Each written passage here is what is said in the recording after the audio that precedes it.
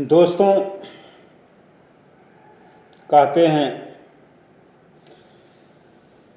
हम जिसका अभ्यास करते हैं वही जीवन में आता है। किसी भी चीज़ को हासिल करने के लिए, पाने के लिए आपके अंदर तड़प होनी चाहिए। जब तक आपके अंदर उस वस्तु को पाने की तड़प नहीं होगी और निरंतर उसको पाने का आप प्रयास नहीं करेंगे, तब तक वह वस्तुएं आपको प्राप्त नहीं होंगी। तो कहते हैं जिसका अभ्यास करते हैं वही जीवन में आता है। दूसरों को जानना अच्छी बात है, पर खुद को जानना बुद्धिमानी है। प्रकृति के प्रत्येक जीवित वस्तु को वह शक्ति प्रदान की है जो उसके अस्तित्व के लिए आवश्यक है। यह शक्ति असंभव को संभव में, उदासी को खुशी में, युद्ध को शांत में और नफरत को प्यार में बदल सकती है। क्या आपको पता है कि आपके पास जो यह शक्ति है वह इस प्रकृति की देन है। एक इंसान के रूप में आपको अपने भीतर प्रचुर दया, आनंद, प्रेम, सच्चाई और शांति की सच्ची शक्ति प्रदान की जाती है। यही चीज़ें हैं जो आपको अपनी दुनिया को बदलने में मदद कर सकती है। तमाम उथल पुथल के बावजूद आपको अंदर से खुशी प्राप्त होती है, जिसे जब भी जहाँ भी ज़रूरत हो आगे लाया जा सकता है। दुख के घड़ी में भी यह आपको खुशी दे सकती है। आपको केवल इन शक्तियों का अभ्यास करने की ज़रूरत है। आप जो भी अभ्यास करते हैं उसमें आप माहिर हो जाते हैं। यदि आप कुछ ही समय में अपने आप को क्रोधित होते हुए पाते हैं तो इसका अर्थ है कि आपने अपने जीवन में सबसे अधिक क्रोध का अभ्यास किया है। अपने जीवन में शांति का अभ्यास करें और आप इसमें अच्छे हो सकते हैं।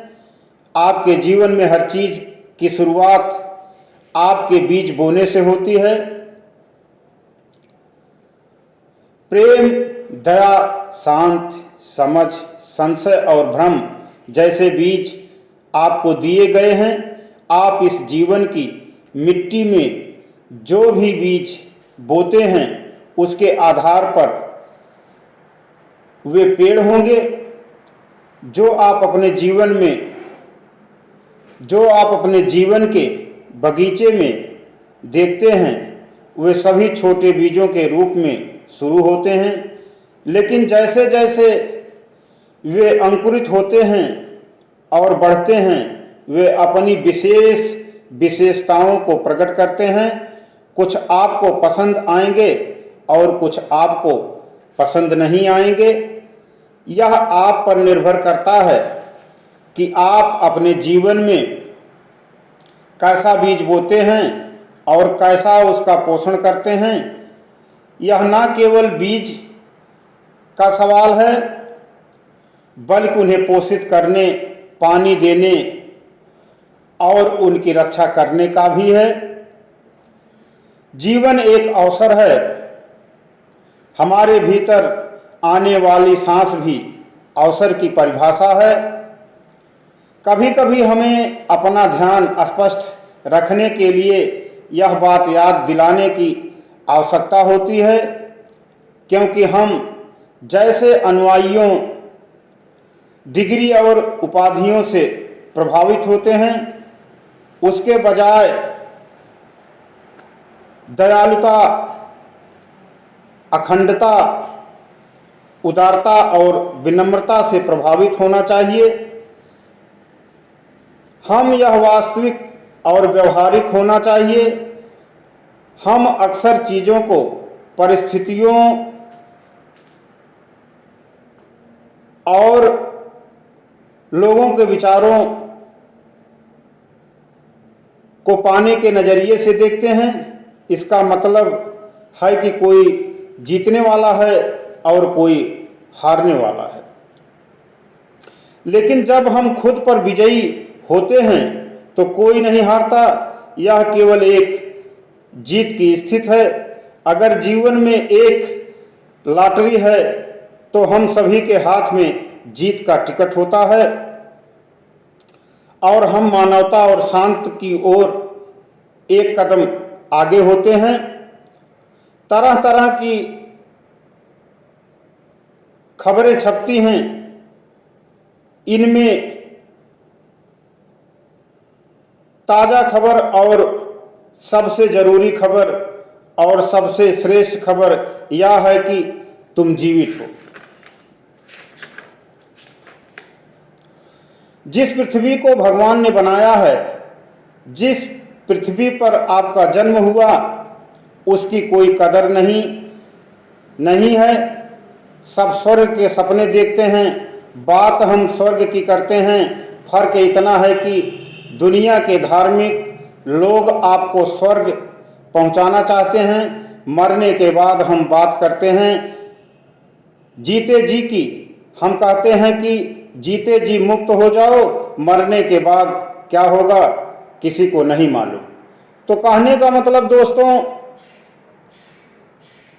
कि आपने अरुणा सिन्हा जी का नाम सुना होगा, जिनका ट्रेन से एक्सीडेंट होता है और एक पैर कट जाता है, प्लास्टिक की सर्जरी होती है।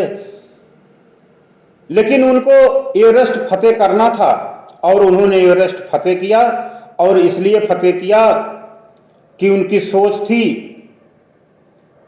कि हमको एवरेस्ट फतेह करना है। आप मिल्खा सिंह को ले लीजिए, तमाम हारने गिरने पड़ने के बाद भी दौड़ में वो विजयी हुआ। इसलिए विजयी हुआ कि उनके गोल सेट थे। और जीवन में अगर आपको विकास करना है तो जिंदगी में आपके पास कोई न कोई गोल सेट होना चाहिए और आपके अंदर यह सोच होना चाहिए कि हमें अपने जीवन में क्या करना है, क्या प्राप्त करना है, क्या पाना है। तो आप देखेंगे कि वह लक्ष्य भी प्राप्त होगा और लास्ट में आप विजयी भी होंगे।